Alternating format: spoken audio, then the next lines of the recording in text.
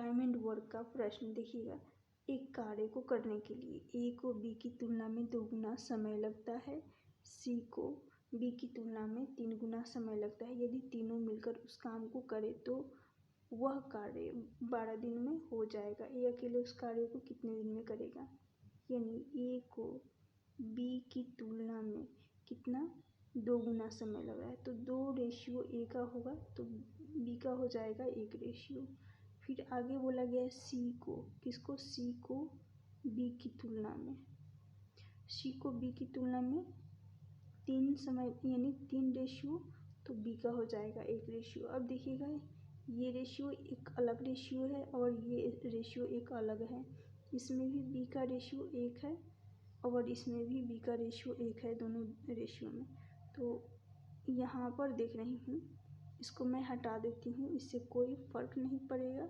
तो इसको इस प्रकार से लिखा जा सकता है, ए का 2 रेशियो हो जाएगा, बी का 1 रेशियो और सी का 3 रेशियो।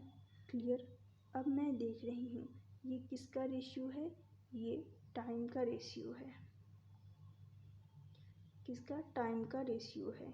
अब ध्यान से देखिएगा, यदि सिर्फ और सिर्फ यहाँ पर 2 वेरिएबल्स का टाइम का रेशियो दे रखा होता तो सिर्फ यहाँ पर सी को हटा दे रही कुछ समय के लिए, तो देखिएगा तो इसकी इफ़िशियंसी की जो रेशियो होती यहाँ पर इसका उल्टा, 1 यहाँ आ जाता, 2 यहाँ पर आ जाता, यानी ए का इफ़िशियंसी 1 तो बी की इफ़िशियंसी 2।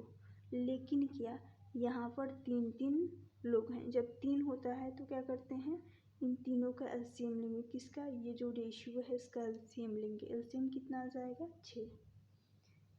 एलसीएम 6 आएगा। 6 आ गया तो इस 6 में 2 का भाग लगाएंगे, जो आएगा यहाँ पर कट कर, तो यही इफ़िशियंसी यानी कार्य क्षमता होगी। तो यहाँ से 6 में 2 का भाग लगाएंगे, 3 आएगा। फिर यहाँ पर 6 एकम 6 6 बार में जा रहा है तो यहाँ पर 6 रहेगा और फिर 3 से भाग लगाएंगे, 6 में 2 बार में जाएगा, तो यहाँ से इफ़िशियंसी सी की 2 आ गई।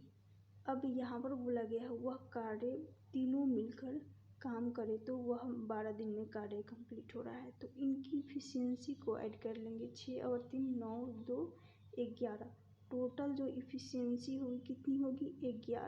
11 हो गई और इनको 12 दिन का समय लग रहा है, तो इस 11 में 12 दिन का मल्टीप्लाई कर लेंगे, यानी इफ़िशियंसी इंटू क्या करेंगे? इफ़िशियंसी इंटू टाइम करेंगे। तो यहाँ से क्या मिल जाएगा? कितना आ जाएगा? यहाँ से आ जाएगा टोटल, और निकालना किसका है? ए का है, तो मैं यहीं पे भाग लगा देती हूँ। जब ए का निकालना है, ए की इफ़िशियंसी की बात की जाए तो ए की इफ़िशियंसी एक कार्य को कितने दिन में कर लेगा? तो ए की इफ़िशियंसी 3 है तो 3 का डिवाइड कर लेंगे इसमें। टोटल कार्य हो गया 11 × 12, इसमें 3 का डिवाइड करेंगे। ये किसकी इफ़िशियंसी है? ए की इफ़िशियंसी 3 से ये 4 बार में चला जाएगा, 11 × 4 44 हो जाएगा। 44 ऑप्शन डी होगा इस प्रश्न का सही आंसर। एक और प्रश्न देखिए सेम टाइप का। बोला गया है ए की दक्षता बी की तुलना में 2 गुनी है। बी की दक्षता सी की, यहाँ पर इफ़िशियंसी पिछले वाले प्रश्न में टाइम दे रखा था, टाइम का रेशियो था, यहाँ पर इफ़िशियंसी का रेशियो है। तो बी की दक्षता यानी क्षमता सी की तुलना में 2 गुनी है। यदि ए और बी किसी कार्य को 5 दिन में पूरा कर सकते हैं तो ए अकेले, तो यहाँ पर बोला गया है बी अकेले उस कार्य को कितने दिन में करेगा? ए है और बी है। ए की दक्षता बी की तुलना में 2 गुनी है, तो ए की 2 तो बी की होगी 1। ये किसकी है? इफ़िशियंसी की यानी कार्य क्षमता। और फिर आगे देख रही हूँ बी की दक्षता सी की तुलना में किसकी? सी की तुलना में 2 गुनी है। यहाँ पर 2 रेशियो बी का होगा तो सी का 1 रेशियो, सी का 1 रेशियो। अब मैं देख रही हूँ इस रेशियो की बात करती हूँ और इस रेशियो की, ये दोनों क्या हैं? अलग अलग रेशियो हैं।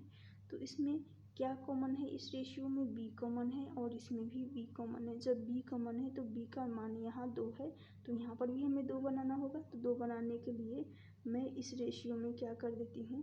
2 का मल्टीप्लाई कर दूँगी। तो इसमें भी 2 का मल्टीप्लाई करना होगा। तो यहाँ पर तो 2 है ही, इसमें इस रेशियो में किसी भी संख्या का मल्टीप्लाई नहीं करना है। वैसे 1 का मल्टीप्लाई करने पर क्या रहेगा, 1 ही रहेगा। तो चलिए देखते हैं यहाँ से ए की, बी की और सी की। ए की इफिशियंसी 4 हो गई, मल्टीप्लाई करेंगे तो बी की 2 रेशियो यहाँ पर भी 2 है और फिर सी की 1 रहेगी। तो ए की 4, बी की 2 और सी की 1 इफिशियंसी हो गई।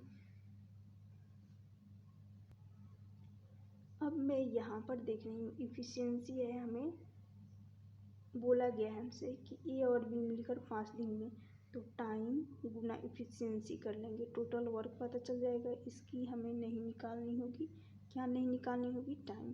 तो इनकी इफिशियंसी को मैं ऐड कर रही हूँ, क्या करूँगी, ऐड कर लूँगी। जब मैं ऐड कर रही हूँ तो कितना आ जाएगा, यहाँ से आएगा, सिर्फ ए और बी की लेनी है, किसकी, ए प्लस बी की इफिशियंसी लेनी है, कार्य क्षमता कितनी होगी, 4 और 2 6 होगी। और ए और बी मिलकर समय कितना लग रहा है, यहाँ पर क्या रखी हूँ, यहाँ देखिएगा इफिशियंसी इनटू टाइम करेंगे, टोटल वर्क निकालनी है। तो 5 है, समय 5 दे रखा है, तो 6 इंटू 5। और कार्य को, इस कार्य यानी ये टोटल वर्क हो गया, इस कार्य को करने अब कौन आएगा, बी उस कार्य को कितने समय में कर लेगा। तो इस टोटल वर्क में बी की इफिशियंसी कितनी है, 2 है, 2 का भाग लगा देती हूँ। बी की इफिशियंसी ऑफ बी 2 है, 3 से ये 6 चला जाएगा, 3 इंटू 5 15 होगा। इस प्रश्न का सही आंसर ऑप्शन बी।